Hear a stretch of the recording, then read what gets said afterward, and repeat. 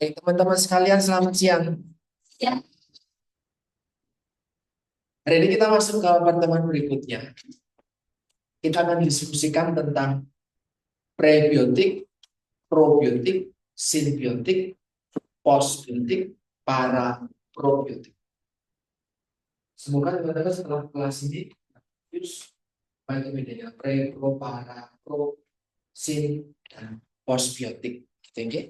Karena nanti ini menjadi salah satu kompetensi dasar teman-teman di dalam melakukan edukasi gizi baik ke personal ataupun ke masyarakat. Ya. Terkait dengan apa produk-produk tersebut dan manfaatnya khususnya dalam bidang kesehatan itu seperti itu.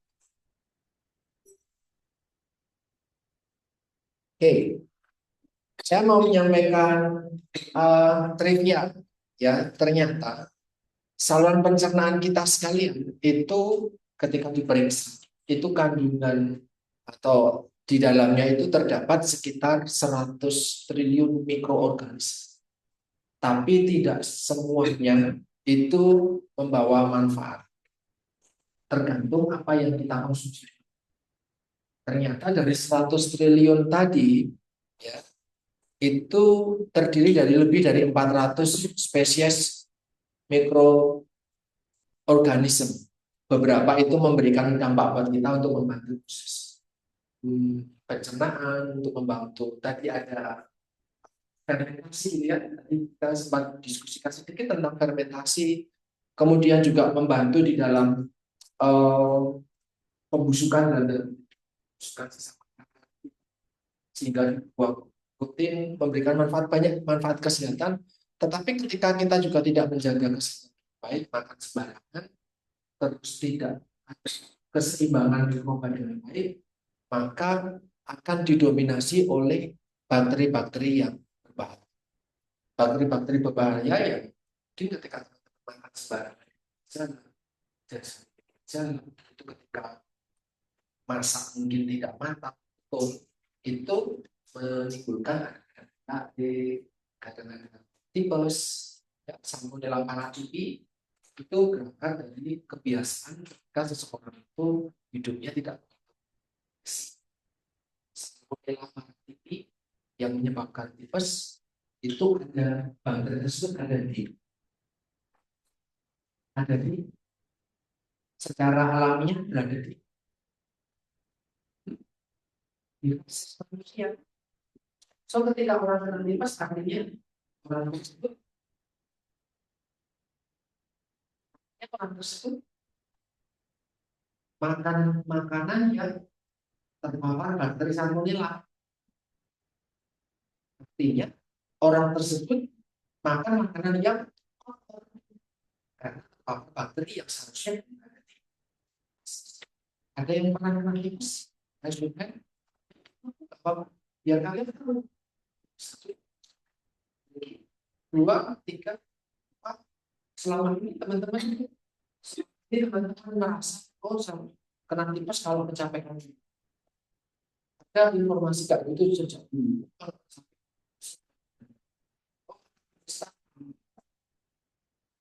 Bukan itu yang menyebabkan tipes. Tipes itu karena tapi saya nyuci terus Bapak, saya nggak pernah beli jajan sembarangan. Itu artinya tempat atau hal yang kalian pakai untuk mencuci bisa. Pak, saya nggak pernah sembarangan. Saya pakainya air sumur.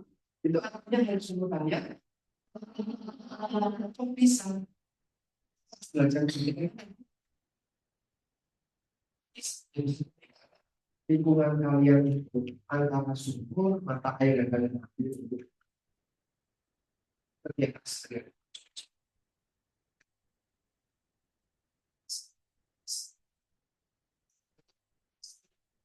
Kalau di rumahnya dengan sama sumur, nggak begitu saja paparannya. Aku bilang di luar sini, fokus rasanya. Saya mencoba memanfaatkan solusinya jadi tanggung. Kalau bilang, kalau di saya silakan jangan mengandalkan recording, catat karena kenyataan tadi saya selalu identifikasi seperti itu. Ingat apa yang di Nemo? Ya ingat namanya ini hanya pada sekolah itu Pak.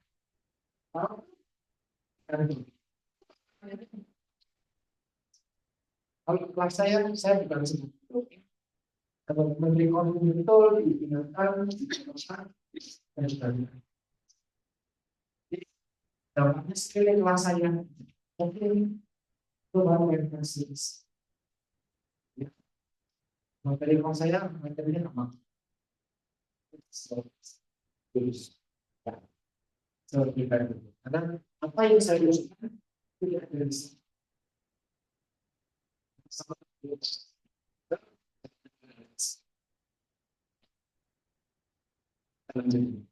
Nah, artinya orang belajar. Khususnya buat kalian-kalian yang pernah jadi masih ada bakteri di pencernaanmu yang berdampak buruk tadi sama penyelam itu. Mungkin belum sepenuhnya hilang, tapi tertahan karena banyak bakteri baik yang ada di pencernaan sehingga mereka tidak dominan. Oke. Nah, pernah lihat ya produk seperti ini teman-teman sekalian. Ini adalah susu formula untuk mandi. Di dalamnya itu hanya terdapat informasi kalau di label saya di mana ya saya kalian perlu rajin membaca label. Jadi literasi label itu perlu ditingkatkan. Setiap produk makanan yang dijual di Indonesia itu banyak informasi untuk teman-teman gizi. Ya, ini ada produk A warna hijau. Kalian bisa lihat di sini ada kandungan-kandungan ada kandungan tinggi zat besi, inulin. Ada inulinnya. Apa itu inulin? Kan kita harus berpikir apa ya inulin? Kok susu ada inulinnya? Apa itu inulin? Ya, inulin adalah salah satu contoh prebiotik. Tadi saya sampaikan pre itu adalah probiotik. Prebiotik adalah jenis dari tadi prebiotik. Tapi kita tadi bagian pre itu adalah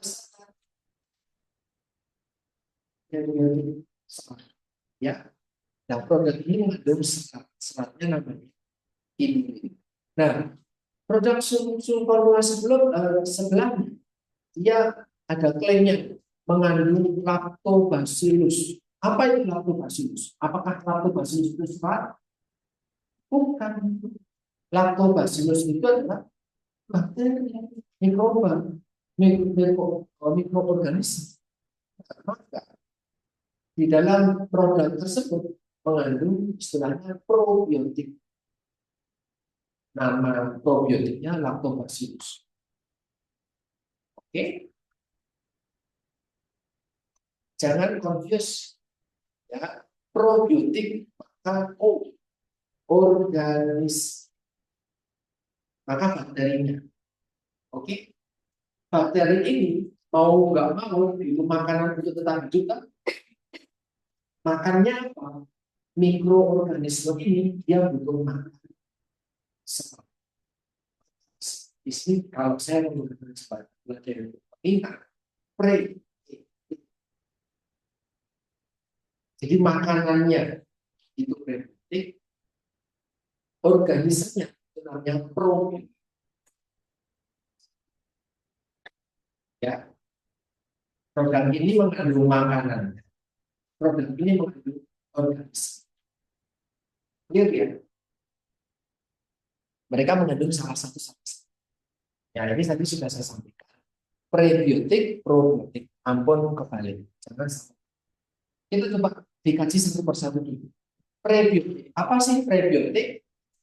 Prebiotik adalah zat yang memicu pertumbuhan aktivitas dari bakteri komensal. Bakteri komensal itu mikroba-mikroba yang memberikan positif. Tapi jangan ngomong bakteri positif ya. Beda. Ada bakteri gram positif, bakteri gram negatif. Beda. Ini maksudnya adalah memberikan dampak yang positif, bermanfaat. dari komensal yang kalau kita konsumsi produk-produk ini, keberadaan prebiotik itu bisa mendukung keberadaan probiotik di dalam. Tadi di depan ada informasi lebih dari 100 triliun. 100 triliun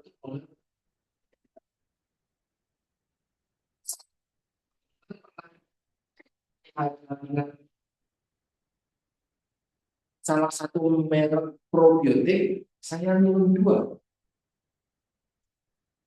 Tidak tahu apa namanya tagline-nya, saya minum dua. Enggak. Bakteri, produk probiotik yang kalian tahu apa?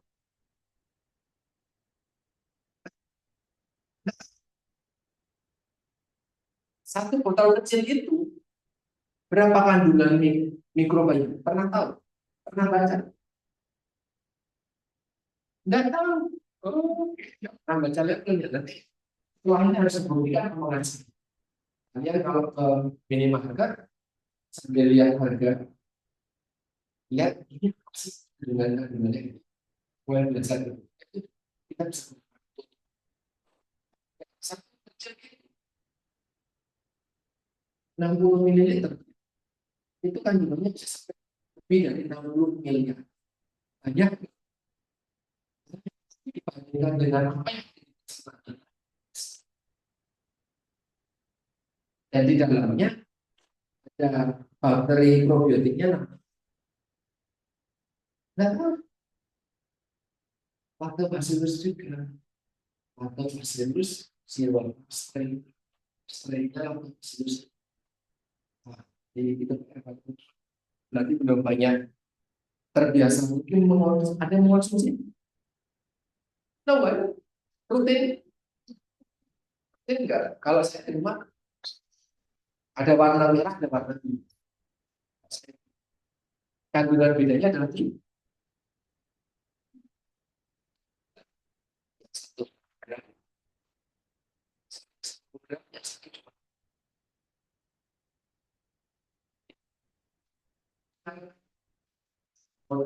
Ya, nanti dibaca. Sering-sering nggak beli, tapi jadi tahu kalau nanti banyak yang sesama nasi biologis. Bukan, ayo banyakin makan sayur, banyakin makan buah, banyakin makan banyak.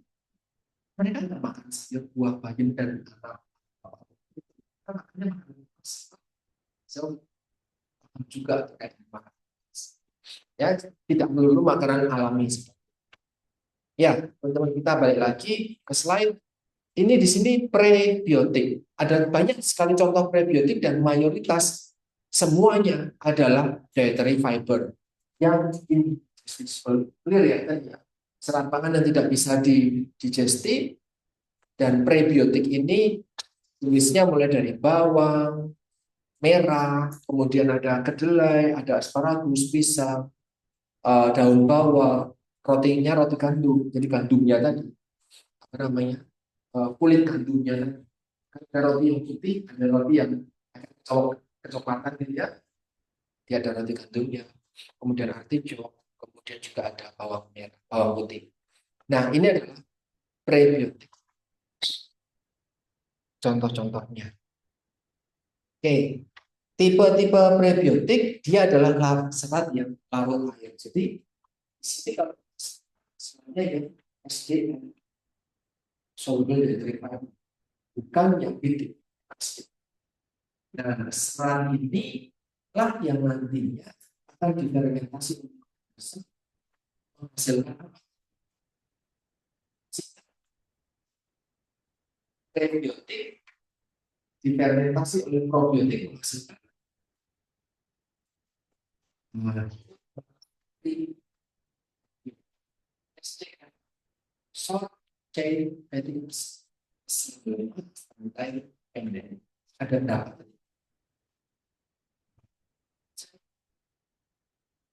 Coba. Oke, ada asalnya, semuanya namanya semuanya. Salvalenta, glutira, dan propiona.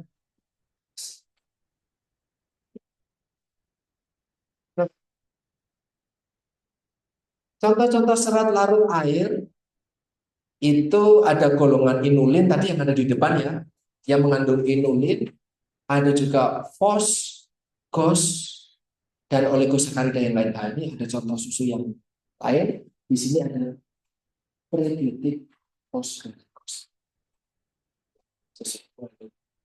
Sengaja saya tutup karena ada klaim tersebut ya. Bukan untuk mengarahkan harus beli ini, enggak. Tidak. Jadi sehingga saya tutup ini. Sebenarnya hanya untuk teman-teman paham ini maksudnya. Oke, oligosakarida dengan substrat itu artinya serat-serat ini fos, gos, mos, isomos, silo dan soli itu sekali itu mereka membutuhkan substrat. Jadi mereka membutuhkan pasar di dalam proses makanan. Mulai dari sukrosa, laktosa hingga kelompok dari kedelai. Ya. Nah, tapi tidak semua serat, ini menurut garis bawah, tidak semua serat itu bisa menjadi atau terkategorikan sebagai prebiotik yang bagus. Tidak semuanya bisa mendukung probiotik. Apa kategorinya?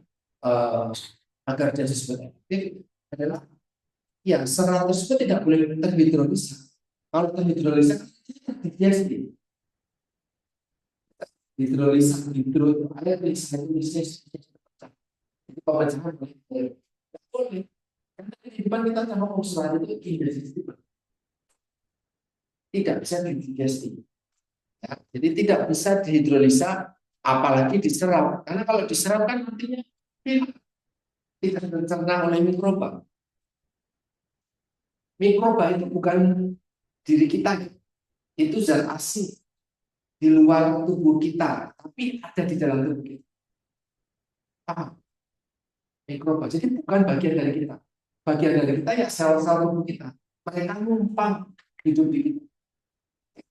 Seperti alien yang ada di hidup kita sejak awal hari pertama kita dilahirkan, khususnya yang lahir secara perwakilan, ada yang lahir sesar, ya. Nanti kapan ya nanti kapan-kapan kita coba cerita ya kenapa saya ngomong tadi probiotik. Janin tubuh manusia ketika di dalam janin itu kan steril. Kok bisa ada probiotik di pencernaan? Letak dari mana probiotik? Kenapa saya kok menyampaikan ada yang lahir lewat vagina itu persalinan yang persalinan lewat berbeda. Sistem perdagangan dengan mikro. Ya, lewat sesar, kalau lewat vagina, kepala dulu kan di vagina ibu yang mau lahir itu kan banyak probiotiknya juga, banyak bakterinya juga. Nah, ketika lewat lewat lewat vagina tadi banyak yang akhirnya terkena oleh si anak yang mau dilahirkan. Sekian pasti ada yang masuk ke mulut. Ya. Nah, ketika masuk ke mulut hanya ke pencernaan. Awalnya probiotik ada.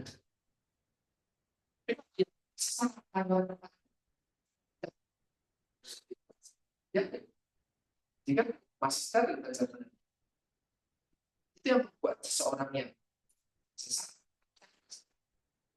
memiliki risiko untuk status imunnya lebih rendah dibandingkan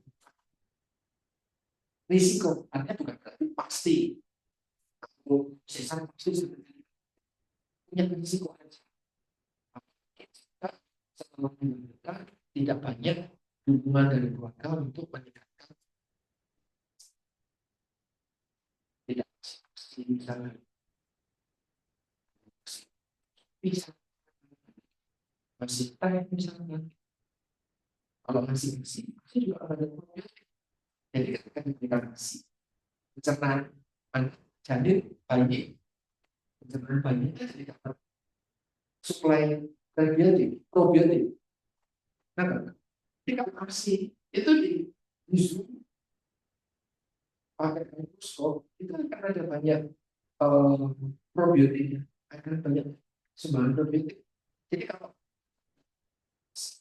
probiotik risiko kesehatan yang besar dibandingkan dengan dapat asi. Oke, itu menjadi informasi juga buat teman-teman. Lahir secara sesar itu salah,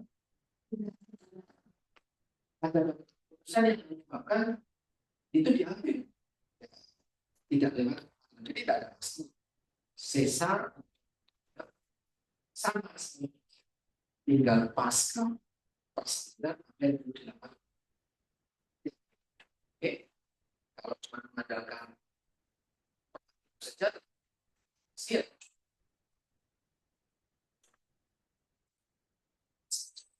Oke. Kemudian ini substrat selektif untuk satu mikropatologi. Jadi tadi prebiotiknya tadi dia punya substrat sehingga dia bisa menjadi apa namanya untuk memicu pertumbuhan dari bakteri dan bisa mengubah mikroflora khusus probiotik tadi menjadi komposisi yang menjadi artinya lebih banyak yang sifatnya pemicu daripada yang apa namanya patogen. Bakteri patogen itu bakteri yang menyebabkan sakit. Pato itu kelainan tidak sesuai. Awalnya bakteri komersial. Kedua jenis tersebut ada di kita. Jadi tidak mungkin orang yang teman-teman sehat tidak ada bakteri patogen, enggak ada. Hampir enggak mungkin ada, tetapi tidak dominan. Sedikit sekali sehingga dia tidak bisa mengekspresikan menyebabkan kalian jadi sakit. Tapi dia tertekan karena bakteri komensalnya lebih baik. Maka kalau kalian sedang diare, bisa jadi bakteri komensalnya sedikit, bakteri patogennya yang banyak. Maka kalian kadang dikasih antibiotik. Yang saya tanyakan, ketika kalian diberi antibiotik, yang mati patogen saja atau bagaimana? Diare ini, terus kemudian dikasih antibiotik yang harus dihabiskan, kira-kira yang mati bakteri yang patogen atau komensan juga itu patogen saja. Komensannya komensan. Jadi semua bakterinya mati karena itu antibiotik. Membunuh semua virus. Semua. So, komensan mati, probiotik atau ini.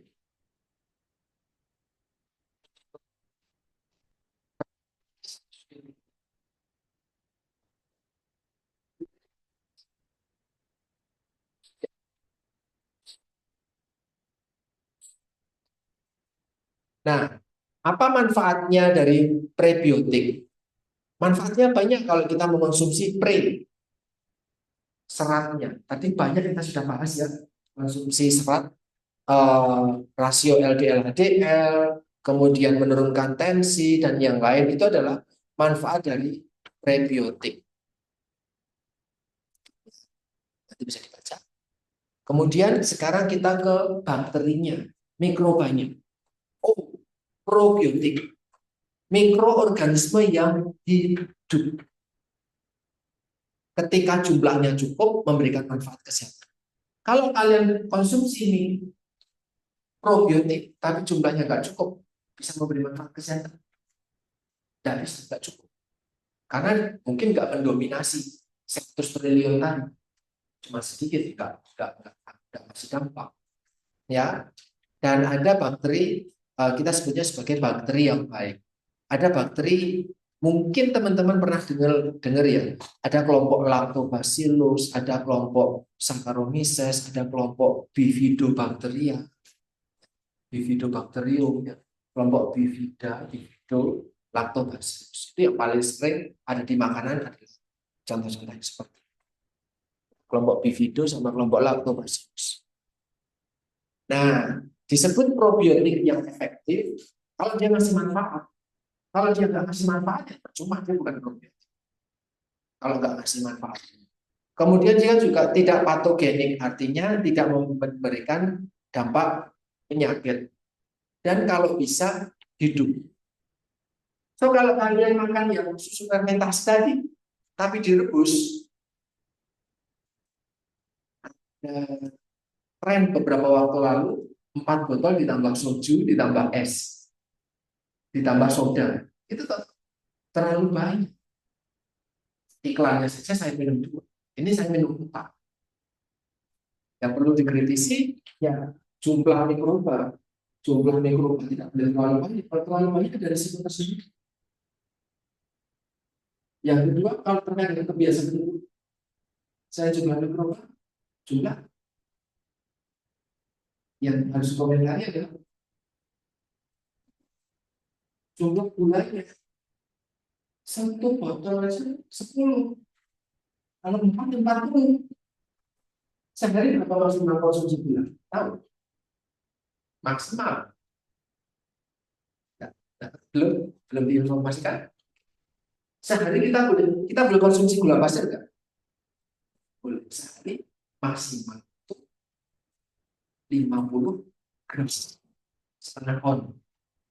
50 gram itu 4 sendok makan. 1 sendok makan 12 gram. Sekitar 4 sendok makan. 50 gram. Itu kita boleh. Tidak konsumsi gula boleh? Oh, tapi kalau semakin banyak gulanya, ada risiko tersendiri tak? Dari kebiasaan minum soju 1 gelas ada 4 komponen susu fermentasi ditambah minuman soda yang tentunya sudah ada gulanya juga. Ini juga ada gulanya. Ditambah soju, tambah es batu dan ya. Ada juga yang pakai cara direbus, dimasak, yang probiotik. Sehingga ketika dia mati, dianggap bukan probiotik yang. Nah, ini ada yang tetap hidup ketika disimpan, tapi dalam waktu tertentu. Jadi kalau mau beli barang, itu expirednya kapan dilihat? Mau yang sudah expired, habis, sudah nggak ada substrat gulanya, lactobacillusnya terlalu banyak, maka kita sebagai substrat biar dia bisa hidup. Kan tadi di depan substratnya sukrosana, lactobacillus, yang fos itu di depan nanti kan tadi ada. Maka ini minuman kayak gini itu memang ada gulanya sebagai biasa ya, dan memiliki sifat sensori yang baik, artinya manis, enak, dinikmati itu enak, tidak siang pagi bubar atau itu problem. Nah, dampaknya apa atau manfaatnya apa kita konsumsi probiotik ya? Meningkatkan zat gizi. Karena kalau konsumsi susu itu kan olahan susu. Itu ada kalsiumnya. Ketika kita konsumsi itu kan menambah manfaat dan membantu mengurangi diare, menghambat bakteri patogen. Jadi kalau kamu konsumsi probiotik, yang pre itu nggak dapat, maaf, yang patogen itu nggak dapat tempat untuk hidup. Tadi yang konsumsi rutin yang harus susu fermentasi itu cukup mahal. Nanti kalau dijadikan sehari-hari kebiasaan. Dan susu tersebut ya produk-produk probiotik, bukan susu probiotik itu nanti menghasilkan vitamin B, vitamin K, dan dia membantu mendukung sistem imun. Kalau kalian ada probiotik, maka patogennya menurun, kemungkinan patogen akan berdampak kesehatan.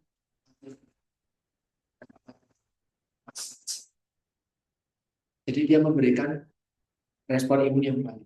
Kemudian juga dia memproduksi SCPK, menurunkan prevalensi alergi. Adakah yang sama seperti saya? Lakto intoleran? Saya kalau minum susu diare. Ketika produk susu dan olahnya juga diare. Ada laktos intoleran? Ada. Saya nggak bisa dibohongi. Jadi ketika produk tertentu ternyata ada susunya, masuk diare. Terus saya ngurus. Tapi kerentanan saya terhadap susu atau produk olahan susu itu bisa turun ketika susunya terfermentasi. Karena laktosanya sudah banyak berkurang. So, saya sarankan sama Mbak siapa namanya?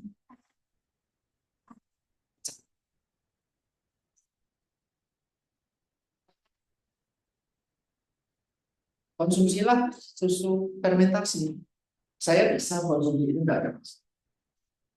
Oke, itu bisa membantu buat orang-orang yang rentan seperti kita karena ada laktos intoleran. Yang lain oke, nggak ada masalah.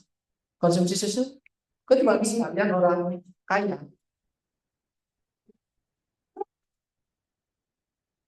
Indonesia itu tidak, orang Indonesia itu tidak memproduksi laktase lagi setelah lepas dari ASI. Kamu kan laktosa kan, laktos intoleran kan ketidakhadiran laktase. Saya sama Mbak Aca, tubuhnya tidak memproduksi laktase. Sehingga ketika ada laktosa dianggap zat asin, maka tubuh diare. Tapi kok kalian sudah segede ini masih memproduksi laktase? Itu artinya protein mendapatkan laktosa. Laktosa hanya dari susu. So kamu dari kecil selepas ASI, usia 2 tahun, 3 tahun, 4 tahun, 5 tahun sampai sekarang usia 15, 16 masih konsumsi, kan barang yang kamu,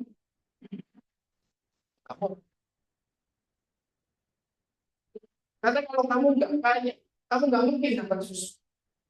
Kalau kamu nggak dapat susu, nggak mungkin memberikan laktase di produksi tersebut. ASI sapi, tubuh saya kok nggak ada ASI lagi, ngapain memproduksi laktase? Sehingga produksi laktase stop. Karena lama stop, tiba-tiba ada laktosa masuk, ya kan ASI. Ini nanti tidak dikritisi karena akan ada program semua bisa minum susu. Harus kritis, teman-teman hal gizi yang banyak diri pemerintah yang baru. Betul kan? Ada makan gratis dan itu ada susu di dalamnya. Tidak semua orang bisa proses.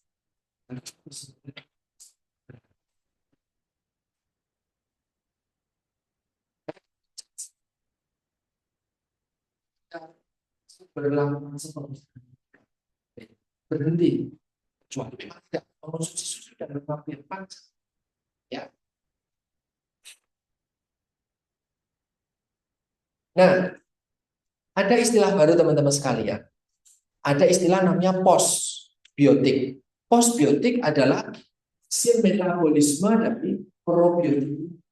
So, kalau tadi saya menjelaskan prebiotik difermentasi oleh probiotik menghasilkan salah satunya SCFA. Inilah yang disebut dengan post. Inilah hasil metabolisme dari prebiotik. Hasilnya sebetulnya banyak. Enzim, protein, asam amino, peptida, asam organik, dan hal-hal yang lain. Saya cuma memblow up satu. Di situ SCFA. Hanya memblow up satu. Itulah kenapa ketika kalian mengonsumsi prebiotik, probiotik dengan cukup, maka tubuhmu menghasilkan, di dalam tubuhmu akan dihasilkan postbiotik. Postbiotik inilah yang ternyata memberi dampak positif. Itulah apa bisa yuk ini saja membutuhkan itu jadi kebiasaan. Oke, ini postbiotik di tahun-tahun sebelumnya, sebelum kalian saya belum menyampaikan, mendapatkan jurnalnya, kalian bisa klik nanti di sini. Inilah jurnal yang menjelaskan tentang postbiotik. Kakak-kakak senior kalian belum dapat materi tentang post. Mereka cuma dapat pre dan probiotik. So good luck ya, kalian dapat yang postbiotik. Ini juga informasi yang relatif baru. Saya yakin nggak semua orang tahu tentang postbiotik. Ya, apa dampaknya? Ini saya merecall informasi tadi pagi ketika materi serat. Ya, postbiotik salah satunya ada SCFA. Ini adalah dampak kesehatan dari SCFA. Ya, menstabilkan glukosa darah, menjaga lingkungan koloni bakteri yang baik, kemudian juga sistem imun tubuh menjadi lebih baik. Bagaimana cara bekerjanya? Ini probiotik, jadi bukan hanya yang susu fermentasi tadi. Probiotik contohnya keju. Saya juga nggak bisa makan keju. Pengalaman dulu ketika saya kuliah di Portugal, main ke Belanda, museum museum keju, dalamnya semua teman saya dapat keju yang rolling betul itu ya gede-gede. Wah, macam keju dari kerbau, sapi, kambing, terus kemudian olahan-olahan keju, aneka macam yang bisa. Saya cuma bisa.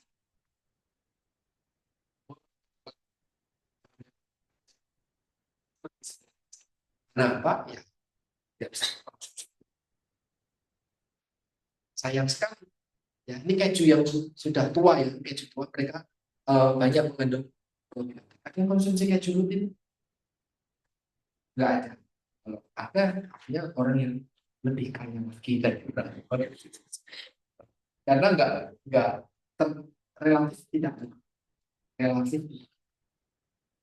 Kemudian juga ada bitter coklat, artinya coklat yang pahit, coklat hitam itu banyak mengandung probiotik juga.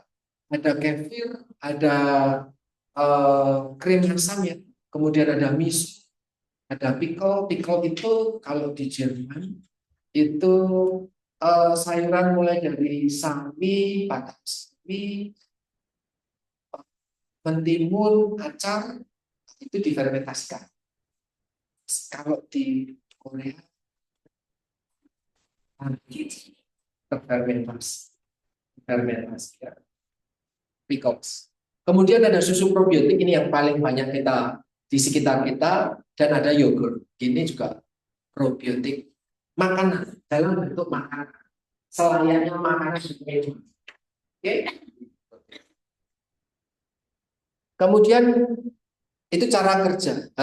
Contohnya ya, cara kerja prebiotik ya. Prebiotik dia menyuburkan probiotik, membantu pertumbuhan probiotik. Itu cara kerjanya itu. Ampun kembali. Ya, probiotik, prebiotik itu menjadi penyubur atau mensuplai makanan bagi probiotik. Kemudian kalau probiotik, probiotik ya dia di koloni. Ada di mana? Di seluruh tubuhmu ada bakterinya. Tidak ada yang steril kecuali otak. Di semua ada. Ya, mau kamu ya kecuali pakai sanitizer, sabun dan yang lain yang bersih lagi. Tapi yakin nggak kursimu itu meja kursimu itu bersih? Itu kalau di kulturkan bisa jadi muncul seperti ini nih, jari tangan kita terus dikulturkan, tempelkan ke media, kalau kan jadi aja. Jadilah seperti bakterinya luar biasa. Ya, semuanya ada. Mulai dari mulut ada. Maka kalau kamu makan apa semangka, habis di kulkas, kulkas lagi, tahu pedang di luar kulkas. Atau kalau teman-teman ke minimarket, ada yang buah potong, ada es krimnya, buah es krim. Apakah buahnya busuk? Tapi kalau kamu jam segini beli, akan dipotong pagi dia sudah beralih dari mana kira-kira? Kan diurai. Dari mana?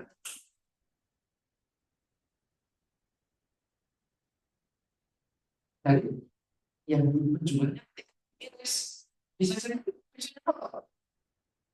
Pisaunya apa? Kalau saya dipotong-potong gitu kan kita nggak lihat apa ini. Tahu-tahu sudah terhidangkan dan sudah di blender. Tapi kok bisa sampai sore itu beralih? Kalau teman-teman saya sebenarnya berutin setelah tiap hari masih dulu. Pulang kerja saya makan dan dulu. Kalau sudah sore, potong pagi sekarang. Karena pasti sudah berair. Ya.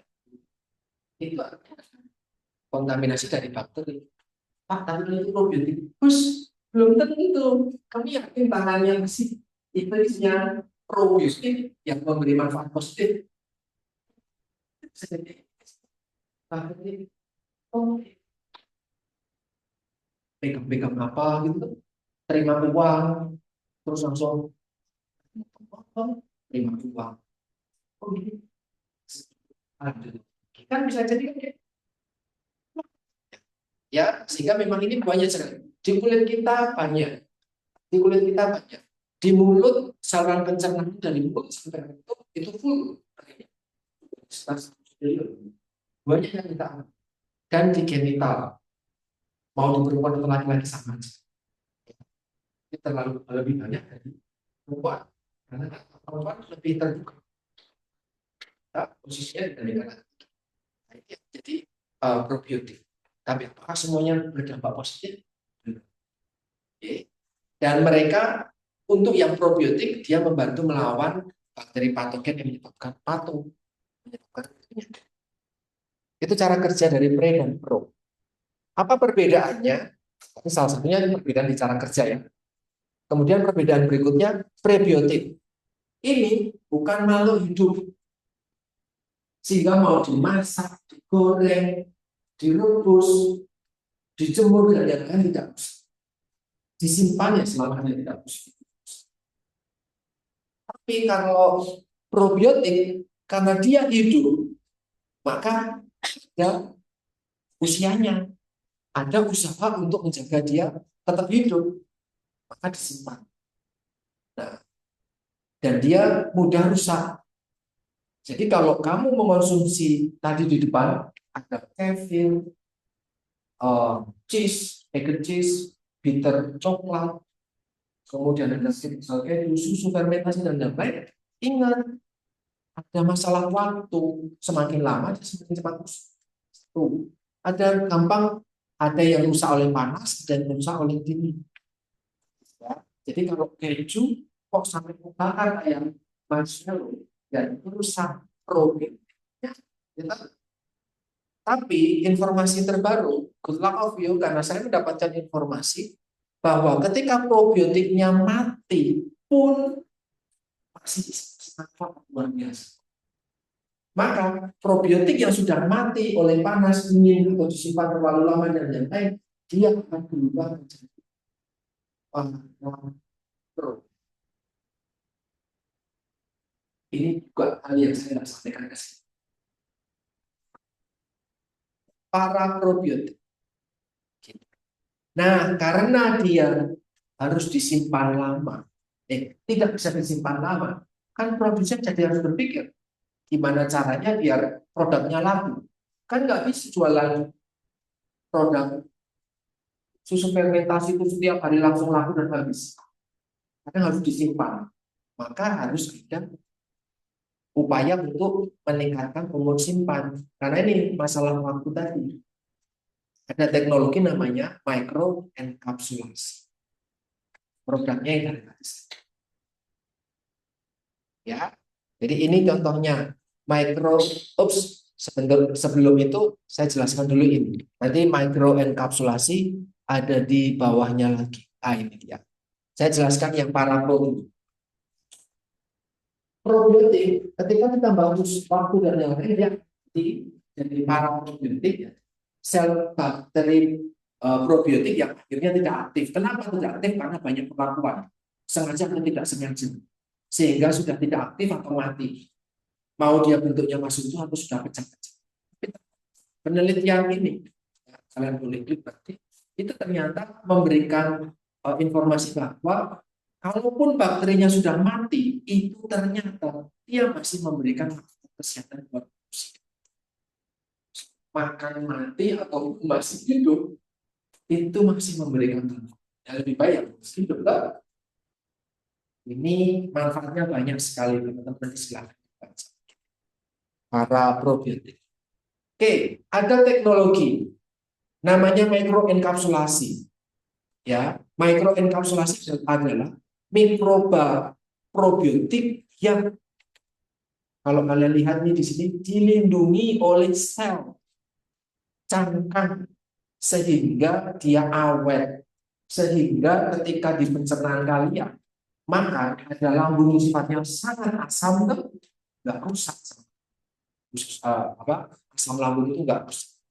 Mikroenkapsulasi, saya bawa produk ini beberapa hari lalu, anak saya agak sedikit susah BAB-nya, sudah baik. Eh, Produk susu fermentasi juga sudah konsumsi, tapi kok BAB-nya gradual, 3 hari sekali, 2 hari sekali. Udah saya beli, saya ambil. Saya beli ini, ya, dia adalah contoh yang probiotik stick, ya, yang bentuknya, dengar ya, segini mahal, segini lumayan mas, mahal. Ini yang paling murah, karena ada yang bentuknya tetes. Di sini saya hari ini sirup ya, oh, bukan kapsul. Ada yang bentuknya tetes buatan Korea. Dan ini harganya berapa? Ini untuk sekian puluh tetes sekali memberikan 3-4 tetes, kan berapa panennya 1 bulan? Harganya berapa? 350.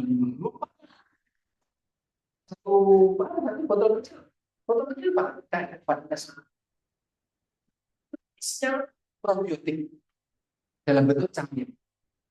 Ini probiotik tapi dalam bentuk serbuk. Serbuknya sudah di mikroenkapsulasi. Jadi probiotik itu ada yang bentuknya permen, cair, kemudian sirup, ya, mahal. So teman-teman, apakah harus konsumsi ini? Kalau kalian tahu banyak dari produk. Ya, kalau mau konsumsi ya mau baca. Tapi saya perlu sampaikan, tidak semua yogurt itu mengandung probiotik. Kamu harus baca. Ini adalah contoh yogurt yang nggak ada di sini. Jadi saya tampilkan. Dari dua di sini. Ya, ini adalah contoh yogurt yang mengandung probiotik. Kalau kamu baca ada yogurt kan banyak banget etalase Indojuli. Nah, di etalase Indojuli kan ada bahan yogurt. Nanti deh pulang kuliah kalian lihat ada kandungan lactobacillus atau bifidobacterium atau mungkin yang lain. Kalau tidak ada, ya itu cuma susu aja. Susu yang kemudian sudah diolah sedemikian rupa. Bukan susu yang terfermentasi oleh orang. Nah, kalau ini contohnya sudah tertulis probiotik dengan apa? Ini saya berani tampilkan karena nggak banyak di Indonesia. Nah, ada efek sampingnya nih probiotik. Tapi kalau muncul, kalau dia konsumsinya berlebih, tadi yang kebiasaan, saya tidak tahu teman-teman ikut kebiasaan itu atau tidak. 4, ya, full 4 botol kecil, kemudian dikasih soju, dikasih spray. Tapi pernah lihat itu punya risiko, kenapa? Yang mau nggak mau dia adalah bakteri juga yang ada risiko infeksi kalau kita terlalu banyak. Dampak yang lain adalah kembung. Kan isinya gas. Kok bisa kembung ya? Karena metabolisme dari postbiotik selain gas, ada udara di situ. Jadi kalau kalian terlalu banyak konsumsi probiotik yang gasnya juga seperti itu. Jadi kembung. Kan juga jadi diare karena mengandung infeksi. So konsumsi tetapi sewajarnya. Ya. Kemudian juga ada orang dengan gangguan sistem imun, ya, sistem imunitas yang rendah, jangan terlalu banyak karena bisa BAB darah, demam atau ruam kulit ketika sistem imunnya sedang down karena sedang sakit tertentu atau sedang mengonsumsi obat-obatan yang menekan sistem. Dia bisa menyebabkan kematian karena ada bakteri di situ. Kemudian ada produk namanya Synbiotik. Synbiotik itu adalah produk yang di dalamnya ada probiotik. Di dalamnya juga ada prebiotik. Jadi lengkap, ada prebiotiknya Synbiotik. Ya.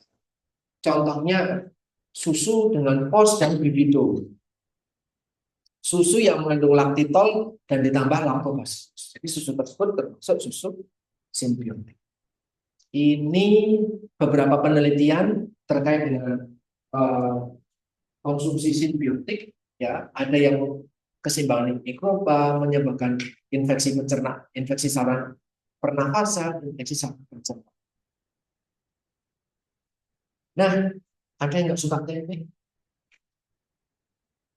Nggak apa-apa, nggak suka tempe. Ya, tempe ternyata adalah makanan yang secara alami lengkap semuanya ada. Kan dari kedelai itu, kedelai soy prebiotik dong, kalau kedelai soy ada prebiotiknya, ada pro-nya kan, dari bakteri juga ya. Saccharomyces ada bakterinya juga, probiotiknya. Ada postbiotiknya karena produksi dari, kalau kita mengonsumsi tempe menghasilkan ini tempe ada banyak sekali seperti. Tapi kan tempe nggak kita makan mentah, kita goreng, sebakterinya mati. Kalau mati di situ parah, solo itu semuanya tempe.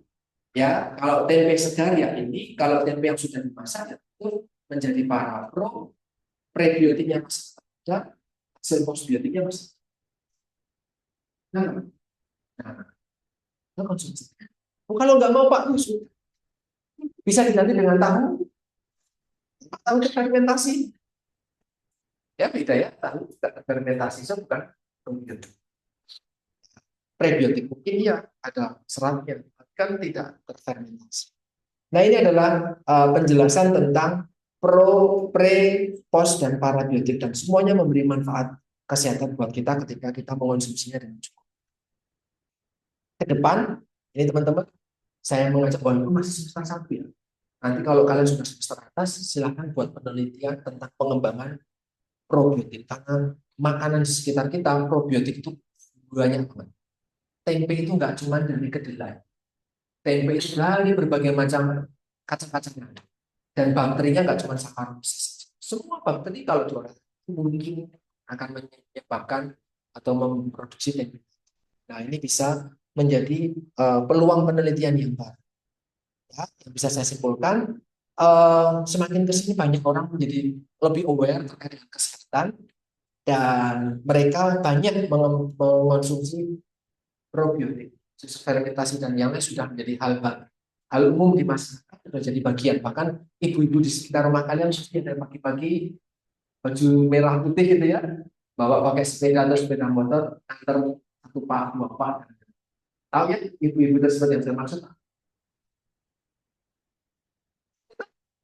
Pagi-pagi itu sudah jadi bagian di sekitar kita, dan tentang marketnya, pasarnya akan sangat-sangat luas. Oke, tapi teman-teman sekalian perlu melihat labeling. Jadi mencantumkan ini mengandung lactobacillus, ini memberikan dampak positif dan yang lain, perlu hati-hati ya, karena ada peraturan tersendiri untuk hal itu. Ada yang mau ditanyakan?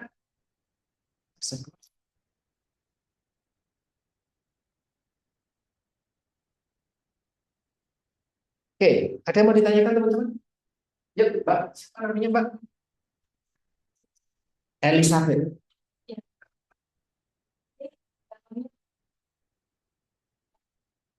Tadi Bapak menyebutkan bapaknya sama akak tadi ya. Di langsung. Bukan hanya kita, namanya intoleransi. Tidak hal itu.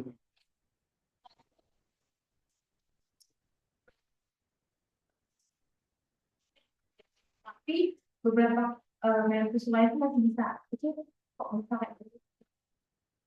Mungkin kan 200-nya mungkin. Kalau memang betul-betul laktos intoleran, kandungan laktosnya bedakan laktos intoleran, intoleransi dengan alergi. Intoleransi karena muncul karena tubuh kita nggak ada enzim. Tapi kalau alergi itu melibatkan sistem imun. Beda. Bisa saja intoleran, bisa saja alergi. Alergi dengan susu A, B, C. Banyak proteinnya beda. Atau intoleransi dengan laktos, laktos dia banyak, laktos tidak banyak. Mungkin saya belum bisa memberikan fix itu, kalau ini bukan dampak, ini nggak boleh bukan. Oke, dan lagi namun karena Zoom juga. Oke. Terima kasih teman-teman sekalian, kita nanti ketemu lagi di kesempatan berikutnya. Kita akan masuk ke pertemuan selanjutnya. Nanti sama Mbak Elsa. Silakan hubungi saya. Terima kasih, selamat siang. Terima kasih.